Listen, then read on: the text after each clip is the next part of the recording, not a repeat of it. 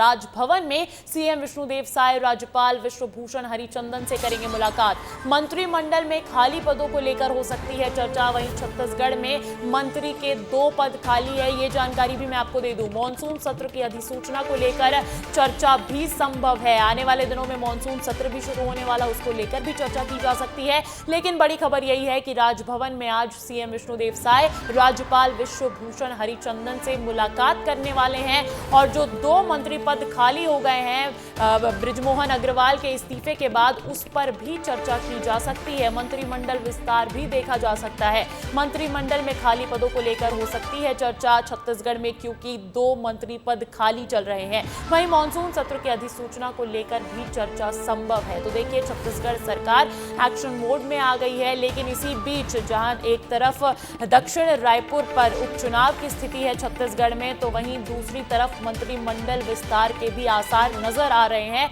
और इन सभी बातों को लेकर चर्चा कर सकते हैं सीएम विष्णुदेव साय राज्यपाल से। और इस खबर पर अधिक जानकारी के साथ जुड़ गए हैं मेरे सहयोगी अनमोल। अनमोल, हम देख रहे हैं कि आज सीएम विष्णुदेव साय राज्यपाल से मिलने वाले हैं, क्या कुछ मुद्दों को लेकर चर्चा हो सकती है?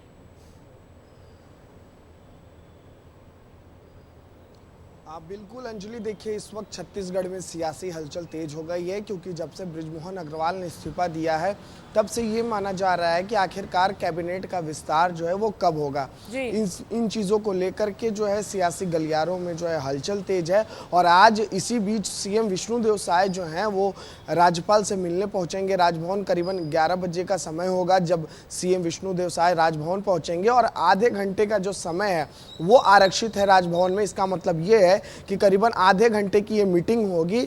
कहा ऐसा जा रहा है कि इस मीटिंग में पहले तो मॉनसून सत्र जो आगामी आने वाला है छत्तीसगढ़ विधानसभा का, उसको लेकर चर्चा की जाएगी कि किस तरीके से सत्र रहेगा, किन योजनाओं को सरकार लाने जा रही है, आगामी सत्र में किन बिलों को जो है सरकार लाने जा रही है, क्या कुछ होगा। इसके अलावा सबसे बड़ी बात यह है कि इस वक्त छत्तीसगढ़ में 2 मंत्री पद रिक्त हैं। एक तो बृजमोहन अग्रवाल ने इस्तीफा दिया है तो उसके बाद मंत्री पद रिक्त है, और एक तो सरकार बनने के बाद से ही एक पहले से ही पद रिक्त है। तो इन 2 पदों के लिए भी हो सकता है कि सीएम विष्णुदेव साय जो है विश्वभूषण हरिचंदन के साथ कुछ डिस्कशन करे, और हो सकता है कि कुछ बड़ी खबर भी आज निकल कर सामने आ जाए। तो ऐसा माना जा रहा है अंजलि। निगाहें अब इसी बात पर टिकी हुई है कि जब सीएम विष्णुदेव साय जो है राजभवन से निकलते हैं तो क्या कुछ खबर निकल कर सामने आता है। बिल्कुल नजरें टिकी हुई है, क्योंकि छत्तीसगढ़ में अब स्थिति जो है वो मंत्रिमंडल विस्तार के आसार बनते जा रहे हैं। आप बने रहिएगा मेरे साथ, क्योंकि अगली बड़ी खबर भी छत्तीसगढ़ से मिल रही है। देखिए, छत्तीसगढ़ के नए राज्य निर्वाचन आयुक्त बनाए गए हैं अजय सिंह।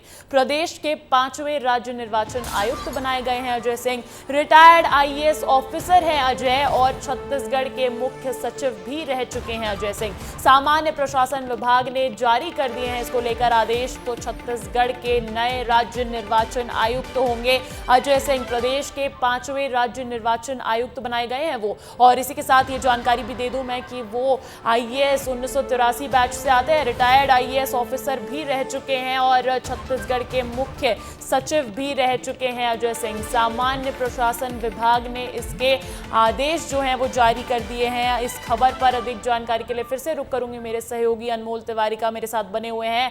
अनमोल, अब छत्तीसगढ़ को नए राज्य निर्वाचन आयुक्त मिलने वाले हैं, क्या कुछ जानकारी है?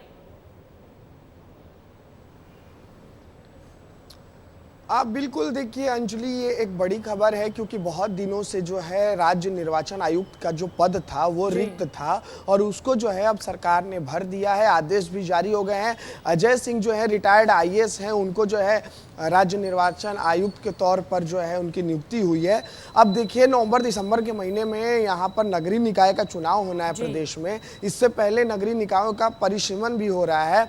तो कहा जा रहा था कि नगरीय निकाय चुनाव से पहले राज्य निर्वाचन आयुक्त की जो नियुक्ति है वो होना जरूरी है, क्योंकि उन्हीं के जो नेतृत्व में जो है ये पूरा चुनाव होगा।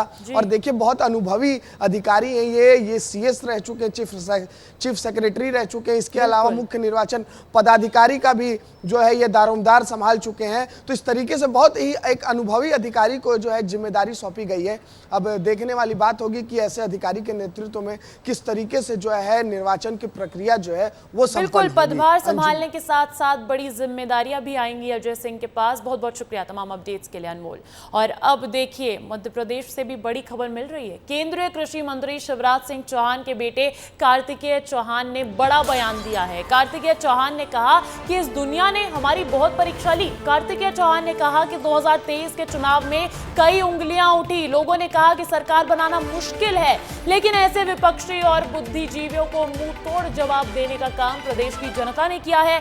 आगे उन्होंने ये भी कहा कि आप में, मुझ में, शिवराज जी में कोई फर्क नहीं देखता हूं और हम सब अनेकों जिस्म एक जान है। तो ये भावुक बयान भी कह सकते हैं, लेकिन एक तरीके का तंज कसता हुआ भी नजर आ रहा है इस बयान में। केंद्रीय कृषि मंत्री शिवराज सिंह चौहान के बेटे कार्तिकेय चौहान का ये बड़ा बयान निकलकर सामने आया है। कार्तिकेय चौहान ने कहा कि इस दुनिया ने हमारी बहुत परीक्षा ली है। क्या कुछ कहा है सुनवा देते हैं पहले आपको, फिर मायने समझेंगे। वंदन करता हूं और आप सभी का अभिनंदन करता हूं। साथियों, इस दुनिया ने हमारी बहुत परीक्षा ली है और हमारी मैं इसलिए इस शब्द का उपयोग करता हूं क्योंकि मैं आप में, मुझ में, माननीय केंद्र मंत्री जी में, हम सब में मैं कोई फर्क नहीं देखता हूं। हम सब अनेकों जिस्म और एक जान है। तो देखिए मायने समझते हैं। इस खबर पर अधिक जानकारी के साथ जुड़ गए हैं मेरे सहयोगी सूरज तिवारी। सूरज, आत्मविश्वास आता है, इस तरीके की जीत जब आपको मिलती है आत्मविश्वास आता है, लेकिन ये बयान कहीं ना कहीं तो इशारा भी कर रहा है। क्या कुछ मायने इस बयान के?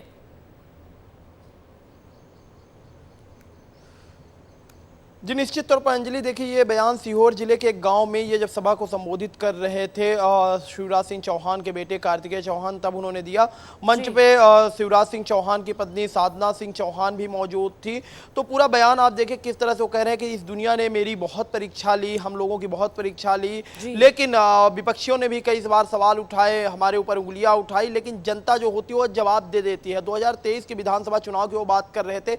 इसके साथ ही उन्होंने एक बड़ा बयान और दिया। उन्होंने कहा कि लोग कहते हैं कि एक सफल इंसान के पीछे एक औरत का हाथ होता है, लेकिन मैं कहता हूं कि औरत के साथ आम जनता का भी हाथ होता है, क्षेत्र की जनता का भी हाथ होता है। साथ में उन्होंने ये भी बयान कहा कि शिवराज सिंह चौहान को आप लोगों ने पहले मुख्यमंत्री के पद तक पहुंचाया और अब दिल्ली तक पहुंचा दिया। पहले वो काम करवाने के लिए दिल्ली जाते थे, वो दिल्ली में रहेंगे। तो पूरे देश के अगर राजनेताओं की बात करें तो देश के मुख्य राजनेताओं में से उनकी पहचान है, देश के कोने कोने में उनकी पहचान है। तो कहीं ना कहीं बड़े बड़े बयान दिए। इस पूरी सभा को कार्तिकेय चौहान के बाद पूर्व मुख्यमंत्री शिवराज सिंह चौहान, जो कि अब केंद्रीय मंत्री भी हैं, उन्होंने भी फोन के माध्यम से संबोधित किया। क्योंकि ये भी मायने समझा जा सकता है अंजलि कि बुधनी में आने वाले समय में विधानसभा के उपचुनाव हैं और कहीं ना कहीं कार्तिकेय सिंह चौहान को लेकर नाम भी चल रहा है। कार्तिकेय सिंह चौहान, क्या शिवराज सिंह चौहान के बाद वो जो बुधनी सीट है वो कार्तिकेय सिंह चौहान वहां का मोर्चा संभालेंगे?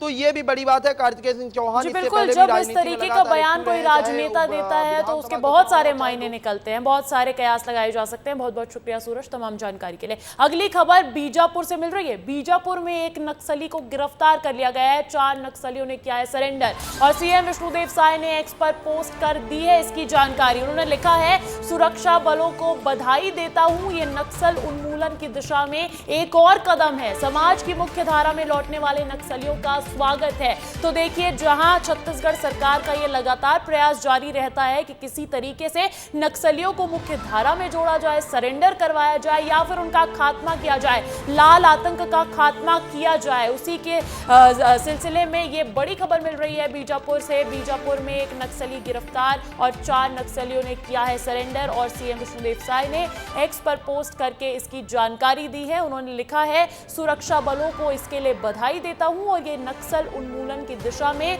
एक और कदम है और समाज की मुख्य धारा में लौटने वाले नक्सलियों का स्वागत है।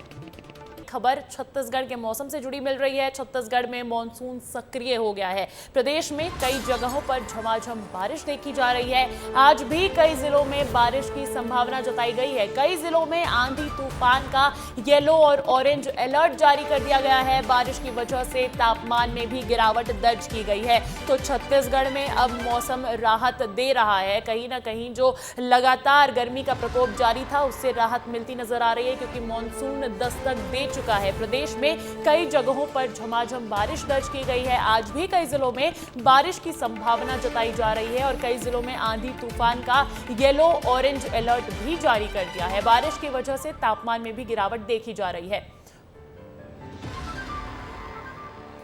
और अब बात करते हैं मध्य प्रदेश के मौसम पर भी। देखिए, भोपाल, इंदौर, जबलपुर समेत 8 जिलों में अगले 48 घंटों में मॉनसून की एंट्री हो सकती है। इससे पहले यहां पर प्री मॉनसून एक्टिविटी जारी रहेगी। पांडुर्ना, सिवनी, बालाघाट, मंडली, डिंडोरी और अनूपपुर जिलों में मॉनसून शुक्रवार को प्रवेश कर चुका है। शाजापुर, राजगढ़ में शनिवार को तेज बारिश होने का अलर्ट है। वहीं ग्वालियर, दतिया में गर्मी का असर देखने को मिल सकता है। तो ये मध्य प्रदेश के तमाम जिलों से जुड़ा भी मौसम का अपडेट हम आपको दे रहे हैं। भोपाल, इंदौर, जबलपुर समेत 8 जिलों में अगले 48 घंटों में मॉनसून की एंट्री हो सकती है। ये बड़ी खबर मिल रही है और इस खबर पर अधिक जानकारी के साथ जुड़ गए हैं मेरे दो सहयोगी, अनमोल तिवारी रायपुर से और सूरज तिवारी भोपाल से। सबसे पहले सूरज, आपका रुख करूंगी, क्या कह रहा है मध्य प्रदेश का मौसम अब? अंजलि, देखिए, निश्चित तौर पर मौसम जो है, मानसून जो है मध्य प्रदेश में एंट्री कर चुका है और राजधानी भोपाल में भी कुछ घंटों में मानसून के पहुंचने की संभावना है। हमारे साथ ज़्यादा बातचीत करने के लिए मौसम वैज्ञानिक वीएस यादव जी, उन्हीं से बातचीत कर लेते हैं। सर, मानसून की एंट्री तो हो गई मध्य प्रदेश में, राजधानी भोपाल में कब तक पहुँचेगा? अभी कहाँ है मानसून? अभी मानसून फिलहाल अब प्रदेश के मंडला और बालाघाट हिस्से में एंटर कर चुका है, जो अगले 2-3 दिन में फेवरेबल कंडीशन बनी है, जो प्रदेश में सेंट्रल मध्य प्रदेश तो कवर कर लेगा। राजधानी भोपाल की 2-3 दिन में टाइम लगेगा या लगभग 8-10 घंटे क्या? नहीं, 2-3 दिन लग सकते हैं भोपाल के लिए, अभी टाइम लगेगा इसमें। सर, तापमान की अगर बात करें, क्योंकि धीरे धीरे मैं देख पा रहा हूँ कि ये ब्लू लाइन अब ऊपर आ गई जो पहले नीचे हुआ करती थी, तो तापमान इधर साइड तो ज़्यादा होंगे, ग्वालियर, चंबल? बस ग्वालियर भी नहीं ज़्यादा, बस ये अपना सीधी नौगांव, छतरपुर के साइड अभी 40-41 चल रहा है, जो कभी 46-47 के आसपास जाता था, वो गिर के 40, मतलब पूरा प्रदेश की रेंज देखेंगे तो अपन 32 से लेके 40 तो हायर साइड है, तो है बस टेम्परेचर बहुत ही कम हो गए हैं। और वर्तमान में पूरे प्रदेश में बारिश का फोरकास्ट किया जा रहा है। खाली जो वाइट पोर्शन दिखा, इसमें बारिश के आसार नहीं है, बाकी पूरा प्रदेश ये ग्रीन में दिख रहा है। अधिकतर स्थानों पर हो सकती है, कहीं कहीं भारी वर्षा की भी चेतावनी दी गई है, जैसे राजगढ़, शाजापुर, ये दिख रहा है, जो आपको दिख रहा है ना वाइट पोर्शन, ये हैवी रेनफॉल का अलर्ट दिया गया है अगले दिन के लिए। भोपाल की अगर बात करें तो कैसी बारिश हुआ है? लगातार 2 दिन आप देखेंगे अच्छी बारिश है। ग्रीन पोर्शन लाइट ग्रीन में था, हल्की बारिश रहती है, ये मध्यम से तेज बारिश के आसार हैं। 23 तारीख में भी लगभग इसी तरह की स्थिति है, तब जाके 24 में थोड़ा हल्का होगा। तो लगातार बारिश का जो दौर है वो बिल्कुल जी, अब प्री मानसून है, वो मानसून आने की स्थिति दर्शा रहा है, तो इसलिए लगातार बारिश अपने साउथ एमपी से सेंट्रल एमपी तक लगातार बनी रही। हवाएं भी चलेंगी? हाँ जी, अभी जो है होती है उसके हिसाब से तेज हवाएं भी कम से कम 40 से 50 प्रति घंटा के आसपास चलने की संभावना है। तो ये हमारे साथ अंजलि मौसम वैज्ञानिक थे, जो वीएस यादव जी हैं, वो बता रहे थे कि किस तरह से मानसून की एंट्री हो चुकी है। राजधानी भोपाल की अगर बात करें, 2 से 3 दिन का वक्त अभी लगेगा और कहीं ना कहीं बारिश के जो आसार हैं कई मध्य प्रदेश के मौसम पर अपडेट मिल गई है। रुक करूंगी अनमोल आपका, मॉनसून सक्रिय छत्तीसगढ़ में भी हो गया है, क्या कुछ जानकारी है उस पर?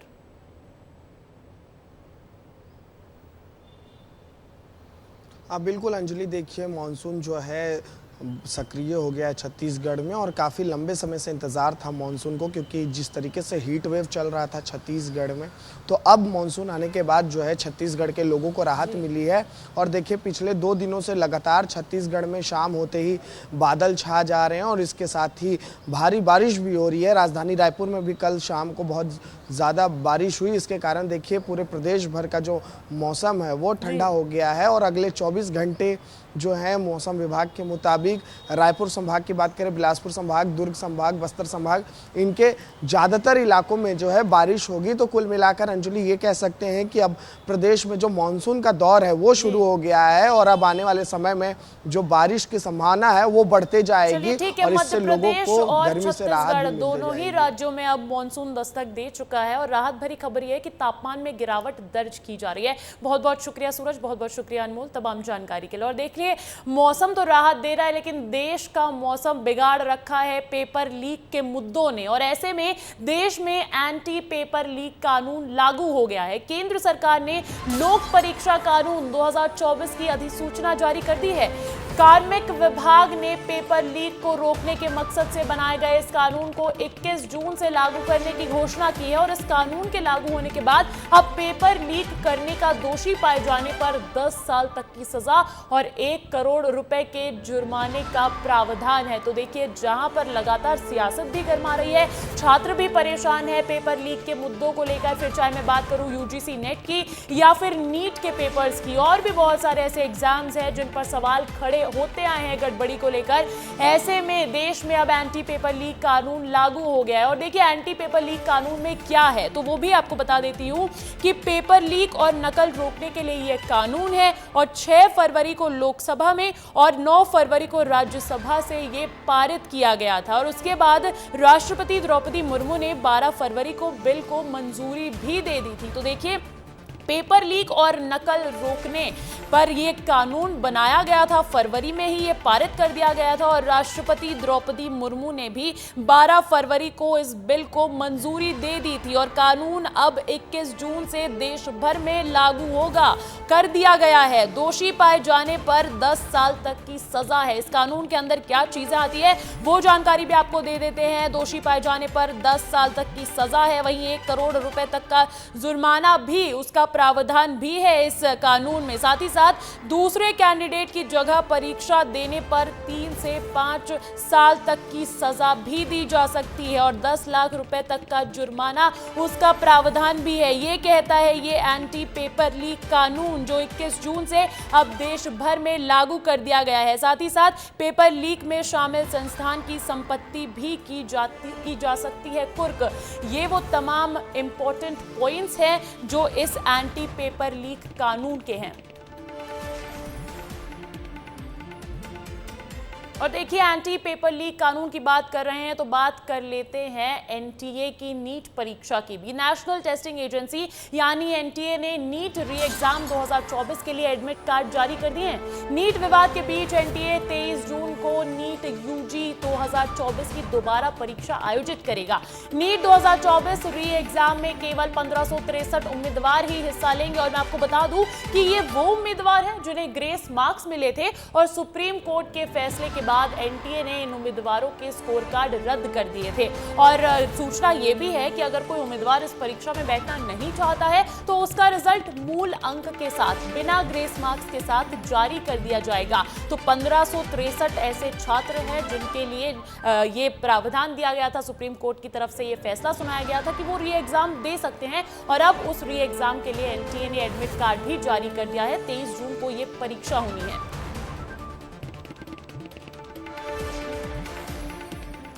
और बांग्लादेश की प्रधानमंत्री शेख हसीना 2 दिवसीय राजकीय दौरे पर भारत आई हैं।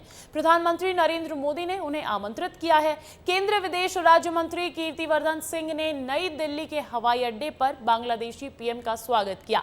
बता दें, प्रधानमंत्री नरेंद्र मोदी के तीसरे कार्यकाल का ये पहला विदेशी नेता का राजकीय दौरा है। गौरतलब है कि शेख हसीना कुछ दिन पहले ही नई दिल्ली आई थी। बांग्लादेशी पीएम भी उन राष्ट्राध्यक्षों में शामिल थी जो 9 जून को पीएम मोदी के तीसरे शपथ ग्रहण समारोह में शामिल हुए थे। शेख हसीना ने नई दिल्ली में उसके बाद विदेश मंत्री एस जयशंकर से मुलाकात भी की और इस दौरान दोनों नेताओं ने द्विपक्षीय मुद्दों पर चर्चा की। बता दें कि आज शेख हसीना प्रधानमंत्री नरेंद्र मोदी से मुलाकात करेंगी और आज राष्ट्रपति भवन में उनका रेड कारपेट वेलकम भी किया जाएगा और इस दौरान राष्ट्रपति भवन में भारत के साथ साथ बांग्लादेश का भी राष्ट्रगान गाया जाएगा। शेख हसीना को गार्ड ऑफ ऑनर भी दिया जाएगा।